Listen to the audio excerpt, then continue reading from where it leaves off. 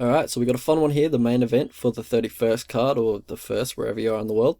So Sean Strickland versus Uriah Hall. Sean Strickland has a 1 inch height advantage, but Uriah Hall has a 3.5 inch reach advantage. So break down the striker of these two. So for Strickland, he's primarily a boxer, comes in without forward pressure. He uses that jab to kind of perpetuate that backwards movement of his opponent. Popping the jab out, they kind of have to be, constantly on their back foot, just trying to avoid the jab. And yeah, he's mostly throwing everything down the pipe. Everything's following the jab. Very fundamental boxer. He's got fast hands when he lets them go. Quick extension, quick retraction. It's very fundamental. Mostly try to keep you on the back foot with a snap and jab, and then put combinations together after that. The 1-2, the 3-2, but mostly he's setting everything up with the jab. And it doesn't take too much convincing for Uriah Hall to take the back foot and accept that that's how the fight's going to go. I think he prefers being off the back foot, honestly, letting opponents walk onto his, techniques. He's very explosive. He's got a very fast snap and jab to keep the distance when he's being pressured. And he's got good reach, and when he does get the jab going, it is quite a good weapon that he uses. Nice spinning back kick to the body or the face, depends how low you are, as Masasi found out. To the body, mostly, when the opponent's pressuring. So yeah, as I said before, he tries to walk you onto things. For Sean Strickland, he's pretty good at parrying looping punches in midair with his arms. Best example of that probably would be the Jotko fight. He's catching a lot of Jotko's punches in midair with his arms, but it is a quite dangerous tendency to have. And Uriah Hall doesn't throw too many looping punches. Everything's kind of straight, everything's down the line, and it's always pretty fast as well. So it's totally not how Jotko throws it. Jotko throws everything looping and definitely doesn't have the hand speed of Uriah Hall. But yeah, Sean Strickland, he does have a little bit concerning strike and defense, in my opinion. Stands very tall, his head's always on center line, and he just kind of follows you around the octagon. So, you know where he's going to be. Uriah's probably going to look to walk him onto things. But yeah, he's definitely there to be hit. How these guys win fights? Both these guys have nice jabs. I'd say Strickland is more effective with it, sticks to it as a game plan a bit more. Strickland's got good takedown defense, good volume, good pacing. I think I don't know if he's ever fought 5 rounds before, but I don't think it's going to be too much of a problem for Sean Strickland. And for Uriah Hall, it's his athleticism and his speed. And he keeps that for the entire duration of the fight too. Can be a little low volume, but he will keep that explosion for the full 25 minutes. How these guys lose fights, so for Uriah Hall, it's the passivity, on the feet, in the clinch, just very passive in there. I think he just overthinks shit, honestly. I think it's it's definitely more mental. He doesn't have a bad gas tank, it's just more mental in my opinion. Also, historically has struggled with pressure fighters. Sean Strickland, another one of those. He's not a huge pressure fighter like Paulo Costa, who's going to really get in your face and start, making you think. Strickland's going to kind of just stand in front of you, but likes to take the front foot. But yeah, he's just generally had trouble with pressure fighters. And for Sean Strickland, it's the striking tendencies. I think he's a pretty bad KO waiting to happen, especially at 185. I think someone's going to catch him sooner or later. He's just very exploitable with his strike and defense. And yeah, just someone's going to catch him. Might be this one. Uriah Hall's always live for a spectacular knockout, but it's going to happen sooner or later for Sean Strickland if he doesn't improve his strike and defense and his striking tendencies, and just not being as predictable with his strike and defense. Pass to victory for these two. So for Sean Strickland, major key is the pressure and the jab. That has wilted Uriah in the past, and I think that's what he's going to come in with probably. If Uriah starts popping the jab back at you, look to counter his jab with combinations, because usually Uriah just throws out the naked snap and jab. He doesn't usually follow it up with anything. So I think, yeah, slip it, potentially come back with a combination of your own, just scoring points, but also, he's going to be quite defensive after he does pop the jab out, so take advantage of that. Try to be offensive off the clinch break if you guys do clinch up.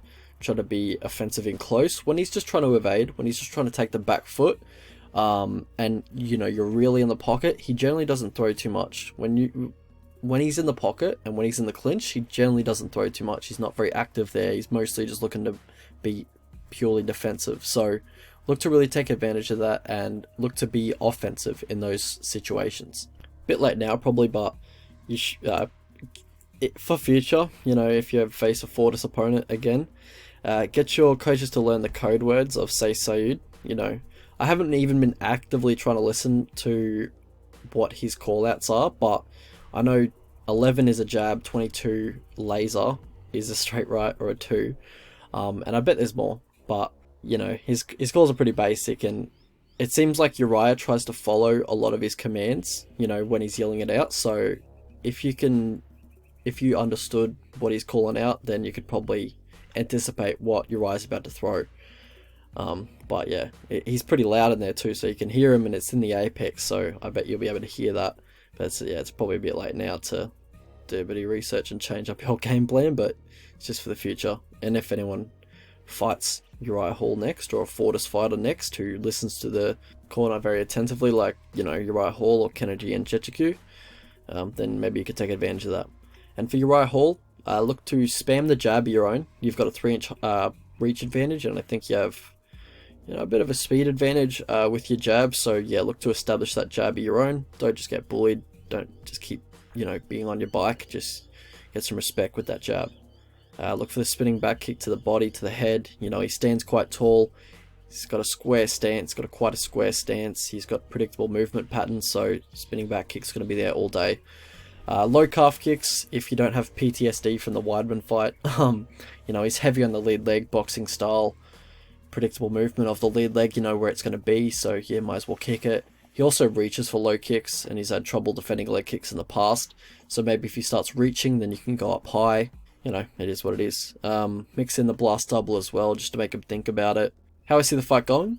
It's hard to cap, it's hard to predict Uriah Hall fights, because one fight he'll look like the most dangerous fighter of all time, and then the next one he just won't throw anything. So it's hard to predict how he's going to show up. First main event for Sean Strickland. I see Sean go on the full 5 rounds pretty easily.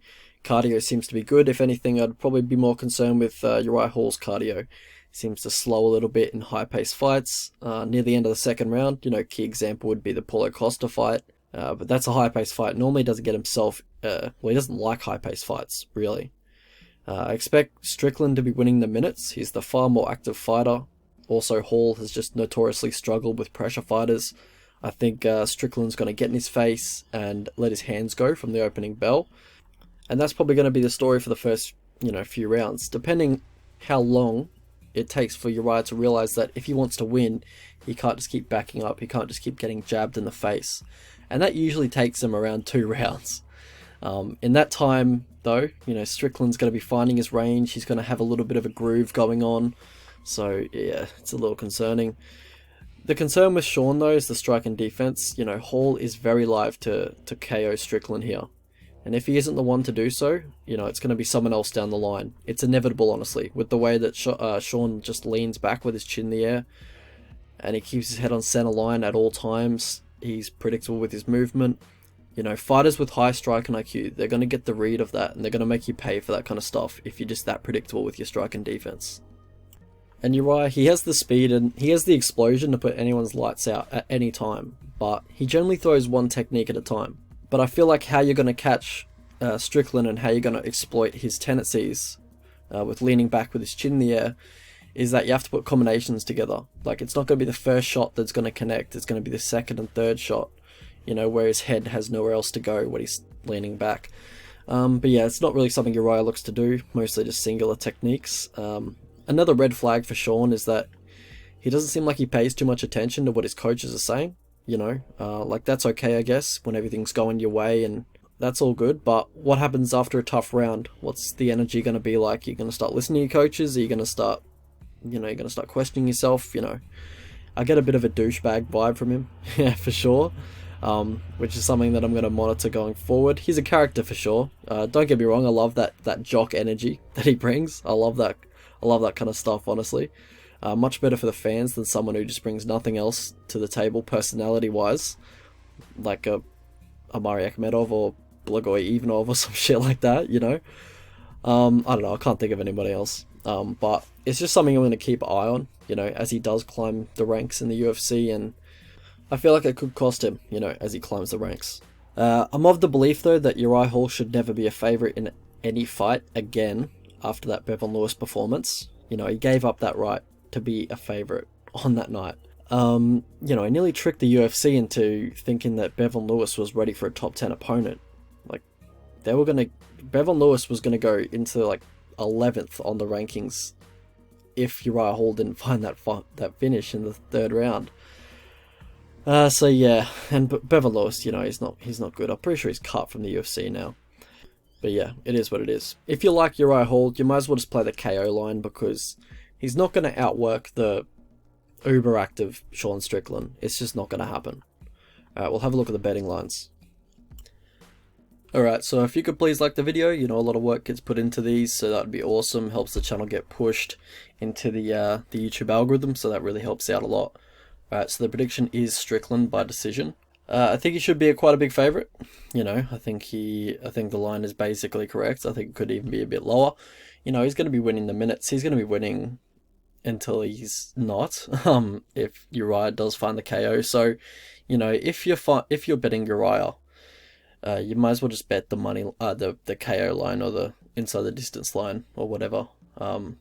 So if I can get Uriah KO at like $5.50 or plus 450, then I might sprinkle some on that. But you know, the Strickland money line, if that gets to $1.59 or minus 170, I'd have a look at betting that. At the moment, I think the line's basically correct, and yeah, I want a bit of edge if I were to bet Strickland, just because of his flaws, and Uriah does, you know, he's very dangerous.